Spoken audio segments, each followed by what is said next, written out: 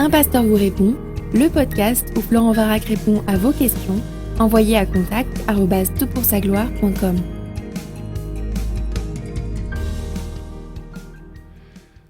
La question est posée. Bonjour Florent.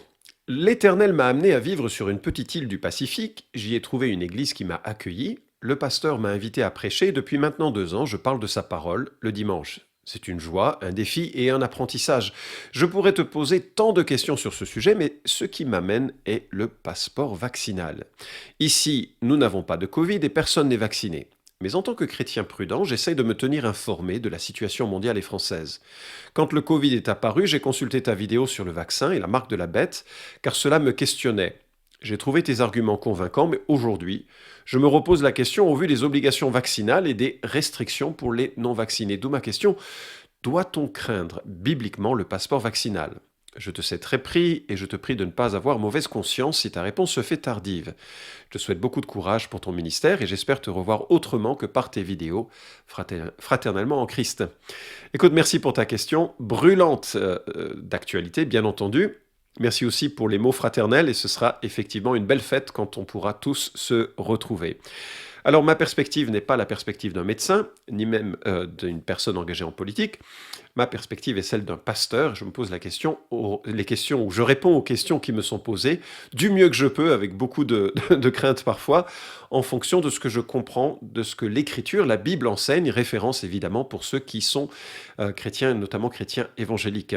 La Bible seule est vraiment un des points de repère de notre foi. Alors, je vais essayer de répondre, il va y avoir des éléments un peu divergents dans ma réponse et puis j'apporterai une conclusion qui, j'espère, apportera un petit éclairage. Tout d'abord, la définition, c'est quoi le pass sanitaire ? Le site du gouvernement français le définit ainsi, la présentation numérique ou papier d'une preuve sanitaire parmi les 3 suivantes. Premièrement, la vaccination, schéma complet bien sûr. Deuxièmement, un test négatif de moins de 48 heures pour l'accès aux grands événements. Et puis 72 heures pour l'accès aux frontières. Et troisièmement, le résultat d'un test RT-PCR ou antigénique positif attestant du rétablissement de la Covid-19, datant d'au moins 11 jours et de moins de 6 mois. Voilà les 3 éléments qui constituent le pass sanitaire. Il faut en avoir un parmi ces 3. Alors, l'objectif du pass sanitaire est précisé, et je cite, « Le déploiement du pass sanitaire dans le cadre du plan de réouverture du pays vise à sécuriser la reprise des activités qui présentent les plus forts risques de diffusion épidémique. » Fin de citation, et j'espère que vous avez noté que la grande idée, c'est de sécuriser. Notion hyper importante, le pass sanitaire offrirait une sécurité à la vie sociale, sécurité des échanges humains et sociaux. C'est ce qui explique qu'en cas d'absence de ce pass, le gouvernement restreigne les activités sociales, restaurants, cinémas, concerts, centres commerciaux, etc. En l'absence de ce pass, on peut aussi perdre son travail, c'est ce que l'on voit avec certaines professions qui sont obligées de se faire vacciner. Alors, il faut bien réaliser qu'il y a 2 hypothèses importantes pour justifier de lier le pass sanitaire à la sécurité. Premièrement, c'est que le Covid ou la Covid soit une maladie extrêmement grave sur l'ensemble de la population qu'on veut protéger, puisqu'on interdit le mélange de cette population vaccinée ou non vaccinée. Deuxièmement, que le vaccin serait efficace pour empêcher la transmission et empêcher la maladie ou la maladie grave. Alors, est-ce que c'est un danger, cette approche des choses ? Est-ce que l'on trouve dans l'Écriture des éléments qui seraient susceptibles de nous éclairer ? Alors, premièrement, je pense qu'il y a quand même quelques précédents dans l'Ancien Testament dans le sens du pass sanitaire. Il y a dans l'Ancien Testament des maladies graves de la peau. Je pense que la traduction lèpre est erronée, mais ces maladies-là sont contagieuses, rarement guérissables, et la loi prescrit l'exclusion de la communauté. C'était tragique et nécessaire dans une époque pré-médicale et bien sûr en amont de la venue de Christ. Lévitique 13, 45 à 46 nous dit « Le lépreux, atteint de la plaie, portera ses vêtements déchirés et aura la tête nue, il se couvrira la moustache et criera « Impur, impur !» Aussi longtemps qu'il aura la plaie, il sera impur. Étant impur, il habitera seul, sa demeure sera hors du camp. Vous imaginez la souffrance de tels individus, vous imaginez la souffrance sociale de telles personnes, une mesure exceptionnelle pour une situation qui devait maintenir, qui devenait aussi emblématique, parce qu'il y a dans ces lois de la lèpre, ou plutôt de maladie de peau, il y a dans ces lois un précurseur de l'impureté qui reflète le péché et qui trouve en quelque sorte une résolution dans la guérison que Christ offre. C'est un autre sujet, donc je ne vais pas trop m'étendre, mais Dieu prend une maladie particulière, il en fait un emblème, en quelque sorte, de ce qu'il faut faire. Il y a des mesures donc spirituelles qui sont associées, qui ne trouvent une réponse qu'avec Christ, mais il y a aussi des mesures qui sont de l'ordre médical, qui sont de l'ordre social pour empêcher la contagion. Donc, on ne peut pas dire que c'est absolument contraire à toute logique biblique. Deuxièmement, il y a dans l'Écriture une certaine protection des autres et un appel à la responsabilité par rapport à cela. Je remarque que dans les nombreuses propositions de la loi de Moïse, on voit que Dieu s'intéresse à la protection de la société. Deutéronome 22:8 nous dit « Si tu bâtis une maison neuve, tu feras une balustrade autour de ton toit afin de ne pas mettre du sang sur ta maison, dans le cas où il en tomberait quelqu'un. » Alors, cette loi nous dit qu'on ne peut pas être négligent et qu'il faut anticiper les situations qui pourraient être source de blessures pour son prochain. Alors, je ne sais pas si on doit faire le parallèle, mais l'idée, en tout cas l'idée généreuse du pass sanitaire dans sa conception, hein, c'est de pouvoir protéger les autres. Et donc, il y a cette notion que je dois me protéger pour protéger les autres. On a donc bien dans la loi des éléments éthiques qui nous invitent à prendre soin des autres et ne pas les placer dans une situation de danger. Ceci dit, et ce sera une troisième remarque, la santé n'est pas seulement l'absence de virus. L'Organisation mondiale de la santé définit la santé comme, et je cite, un état de complet bien-être physique, mental et social, et ne consiste pas seulement en une absence de maladie ou d'infirmité. Et ça, c'est très important, parce que la santé, c'est pas simplement vivre dans un endroit aseptisé, sans aucun rhume, sans aucune crainte, sans aucune... C'est aussi la capacité d'être en relation avec d'autres. Le pass sanitaire, associé aux politiques de confinement, a détruit un lien social qui est un bien tout aussi important que l'absence de virus. Il faut bien remarquer que l'OMS, depuis 1946, parle en cela d'un droit fondamental de l'être humain. Et ce qui est intéressant dans cette définition, c'est son amplitude. La destruction d'un lien social, l'opposition manifeste entre vaccinés et non vaccinés, le refus même de soigner une personne non vaccinée, me semble difficilement compatible avec ce que l'on appelle la santé. En cela, je m'interroge sur la portée de ce pass sanitaire et ce qu'il est en train de créer. Autre remarque, je crois que c'est ma quatrième remarque, la notion de compassion et de soin.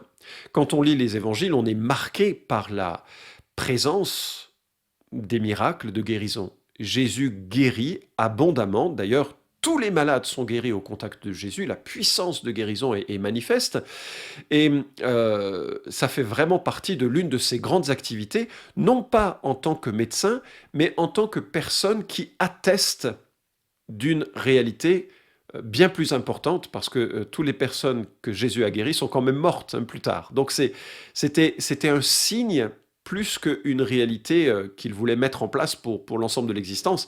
Un signe de quoi? Il l'explique lui-même. Matthieu chapitre 9, verset 6 nous dit « Or, afin que vous sachiez que le Fils de l'homme a sur la terre le pouvoir de pardonner les péchés, lève-toi, dit-il au paralytique, prends ton lit et retourne chez toi. » Qu'est-ce que ce passage nous indique? C'est que le signe de la guérison que Jésus accomplit, que les apôtres accompliront dans le livre des Actes des Apôtres, sont des attestations que quelque chose est maintenant disponible, le pardon des péchés, la vie éternelle, une relation avec Dieu. Et donc, dans cette perspective, on est conscient que l'on est confronté à un Dieu qui voit les souffrances et qui veut y remédier, et qui atteste en cela qu'on doit courir à lui pour trouver un plein refuge, pour trouver un accueil, pour trouver une restauration qui est beaucoup plus globale qu'une restauration de la santé. Cette section, c'est la compassion et le soin, et on voit que Jésus a une compassion et qu'il porte un secours auprès des démunis. D'ailleurs, d'une manière générale, Dieu vient au secours des plus démunis. Le psaume 68, 6 nous dit que le Père des orphelins, le défenseur des veuves, c'est Dieu dans sa sainte résidence. Donc Jésus va au contact des malades, y compris des lépreux. Jésus vient démontrer son amour, sa compassion, telle qu'on peut la découvrir dans l'Ancien Testament. Exclure le malade, c'est difficilement compréhensible. Et exclure le malade potentiel me semble terrible et terriblement contraire à l'esprit de l'Évangile. Je n'ose pas imaginer les réactions qu'aurait suscité un tel pass sanitaire au début du sida. Les réactions auraient été immédiates pour exprimer un désaveu, alors que le sida, pour le coup, est bien plus mortel que le Covid, même si les modes de transmission sont peut-être un petit peu plus étroites et en tout cas plus faciles à prévenir. Cinquième remarque, la distinction entre les hommes. En tant que société, nous avons énormément de mal à créer des liens entre les hommes. Les séparer, ça fait partie d'un côté de l'œuvre du diable, mais aussi de l'œuvre de la chair. On aime séparer les hommes en fonction de la couleur de leur peau, en fonction de leur statut social, en fonction de leurs études, on aime séparer les hommes. Or, d'un point de vue de Dieu, nous formons une même famille, issue d'un même couple, nous sommes tous frères et sœurs de sang, et nous avons une même image, l'image de Dieu.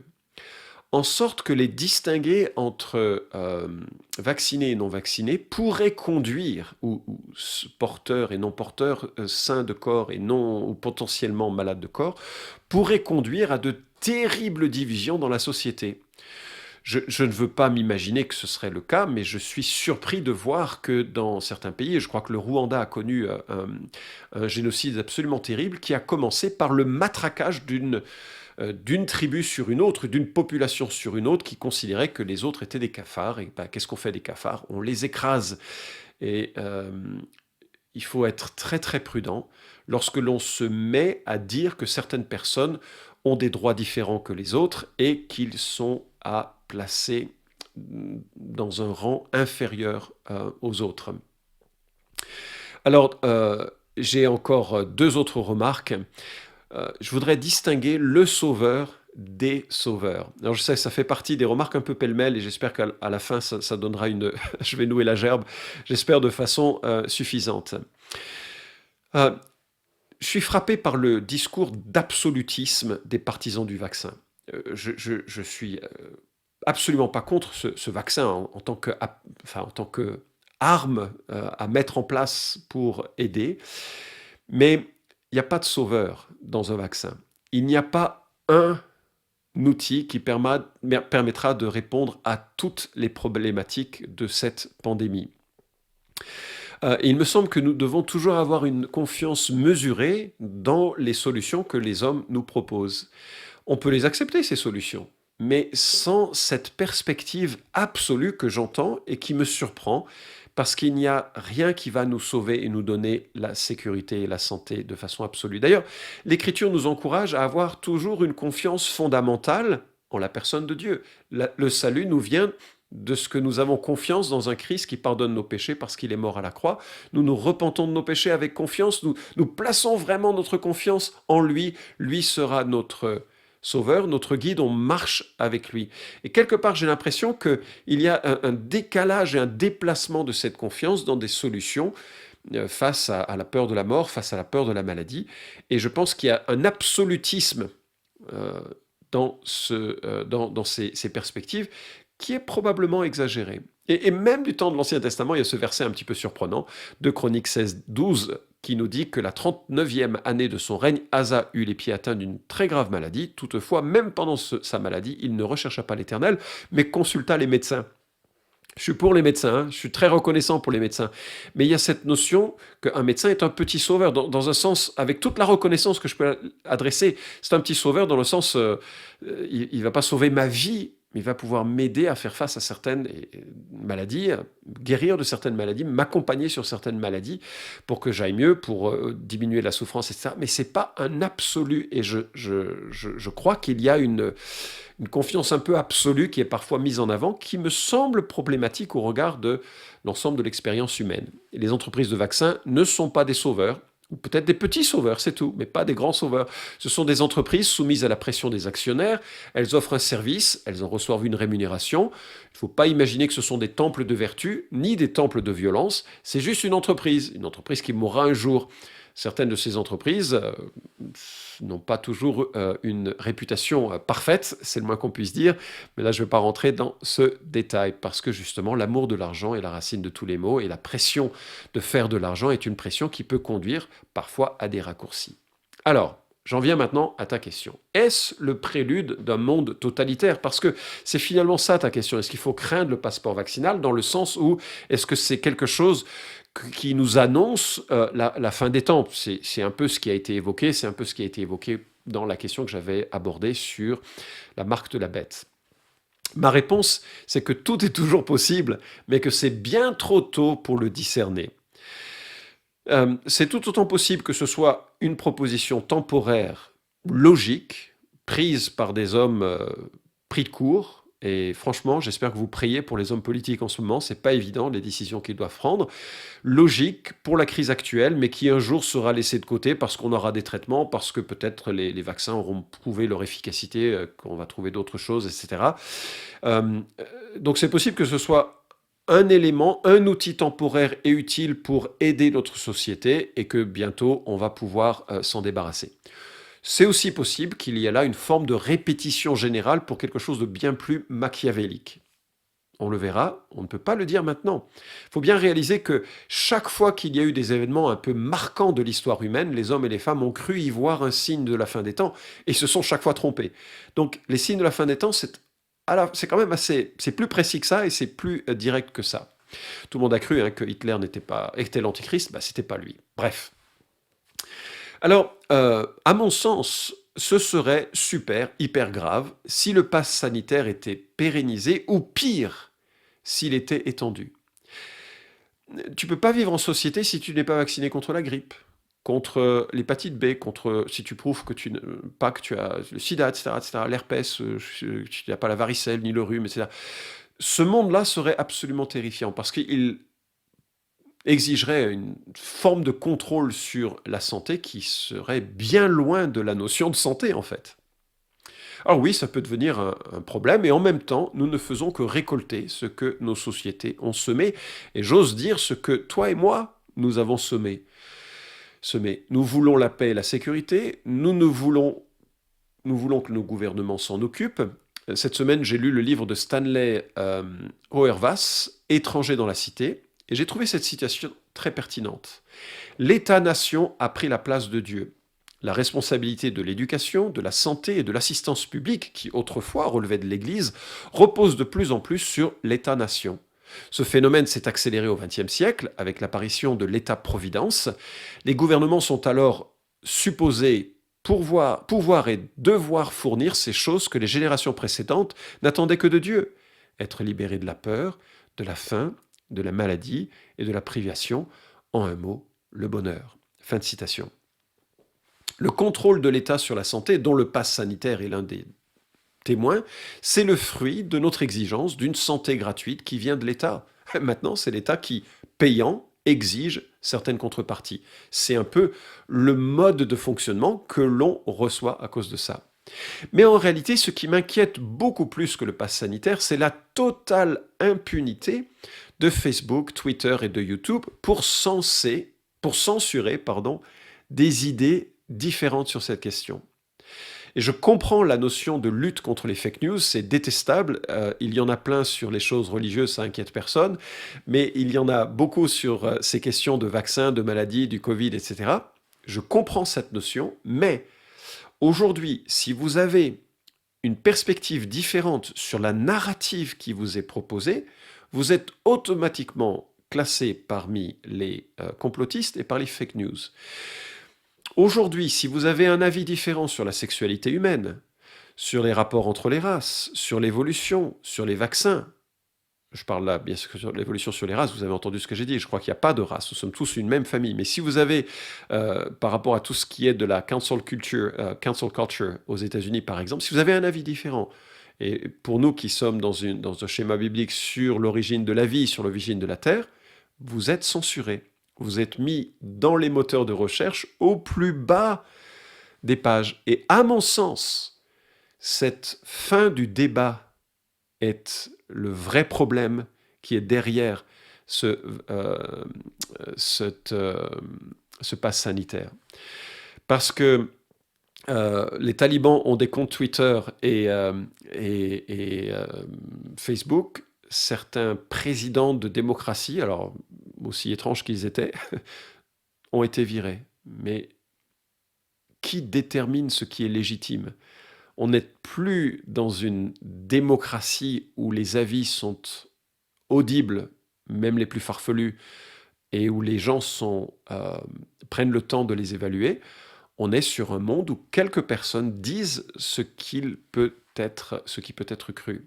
Rod Dreher, qui est un journaliste d'origine méthodiste, puis converti au catholicisme, puis converti à l'Église orthodoxe, ça vous montre la profondeur parfois de ses croyances religieuses. C'est un journaliste qui est très à droite, donc je mets en garde la citation que je vais lire, mais il s'intéresse à la monopolisation actuelle de la pensée et il note que ce sont les élites qui façonnent une narrative générale, qui oriente les masses, et que les révolutions ne commencent pas avec les masses, mais avec les élites. Et c'est ça peut-être le danger. Il dit, et je cite, « Les survivants actuels du communisme soviétique sont à leur manière nos propres Kolakovitch, quand ils nous avertissent de la venue du totalitarisme, c'est-à-dire d'une forme de gouvernement qui combine l'autoritarisme politique avec une idéologie qui cherche à contrôler la vie dans tous ses aspects. Le totalitarisme à venir ne sera pas l'exacte copie de celui de l'URSS, il ne s'établit par des méthodes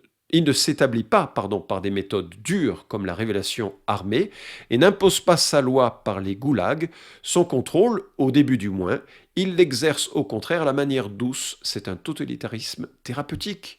Il cache sa haine des réfractaires à son idéologie utopique derrière le masque de l'aide et de la guérison. » Fin de citation. J'étais absolument scotché par cette citation. Je ne suis pas forcément d'accord avec toutes les thèses qu'il évoque, mais pour moi, c'est cela. Alors, doit-on craindre le pass sanitaire ? Tout dépend de ce que les hommes en feront. Chaque décision humaine, chaque technique, chaque décision politique peut être détournée de son intention originelle, pour le mal. Je ne pense pas que le pass sanitaire dans son état actuel ait été rédigé avec une perspective malfaisante. Peut-être naïve sur certains points, mais c'est facile de le dire de mon petit bureau tranquille où je ne vis pas les mêmes pressions que vivent les hommes politiques. Je vous encourage de nouveau à prier pour eux. Est-ce qu'il faut le craindre ? Tout dépend de son application future et de ce qu'il deviendra. C'est comme la question que l'on pose, doit-on craindre le nucléaire ? Tout dépend de ce que les hommes en font. Doit-on craindre un couteau ou une machette ? Tout dépend de ce que les hommes en font. Doit-on craindre la loi sur le séparatisme ? Tout dépend de ce que les hommes en font et en feront.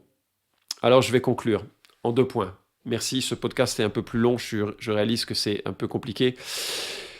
Voici ce que Jésus dit. « Je vous le dis à vous, mes amis, ne craignez pas ceux qui tuent le corps et qui après cela ne peuvent rien faire de plus. Je vous montrerai qui vous devez craindre. Craignez celui qui, après avoir tué, a le pouvoir de jeter dans la géhenne. Oui, vous dis-je, c'est lui que vous devez craindre. Ne vend-on pas 5 moineaux pour 2 sous ? Cependant, pas un d'eux n'est oublié devant Dieu. Et même les cheveux de votre tête sont tous comptés. Soyez donc sans crainte, vous valez plus que beaucoup de moineaux. Je vous le dis, quiconque me confessera devant les hommes, le Fils de l'homme le confessera aussi devant les anges de Dieu. Mais celui qui m'aura renié devant les hommes sera renié devant les anges de Dieu. » Luc 12, 4-9. Je suis pas sûr qu'on doive craindre quelqu'un qui nous injecte un petit quelque chose dans notre corps, même si c'était du poison, ce que je ne crois pas. Mais même si c'était le cas, on doit craindre Dieu bien avant de craindre le pass sanitaire. La pire hypothèse, c'est que ce soit du poison et qu'on meure. Mais pour nous qui sommes en Christ, mourir, c'est aller auprès du Seigneur. C'est pas ça que nous devons craindre. Nous devons craindre le péché, nous devons craindre la haine, nous devons craindre la violence, nous devons craindre de nous détourner de Christ, nous devons craindre le matérialisme, nous devons craindre toutes ces choses qui nous détournent de Christ. Ça, nous devons craindre. Dieu nous invite à une confiance absolue, radicale, constante envers Jésus-Christ. Le pass sanitaire, ce n'est pas un pass qui nous fera rentrer au paradis. En cela, il est moins important d'être fondé sur l'Évangile que d'être fondé sur un pass sanitaire. Et puis, deuxième remarque, préservons l'unité de l'Église. Il y a sur ces questions des débats vifs, les débats sont utiles, et je vous propose de classer cette question parmi les questions qui auront une réponse plus tard. Et dans ces questions qui auront une réponse plus tard et qui sont secondes en lien à l'Évangile, veillons à maintenir l'unité de l'Église. Veillons à encourager ceux qui ont pris une décision de ne pas de prendre ce vaccin, encourager dans leur vie, à les aimer plutôt que les juger. Et j'ai entendu des commentaires très très méprisants à ce sujet. Et je trouve que c'est trop dommage. L'avenir nous dira ce qu'il en est.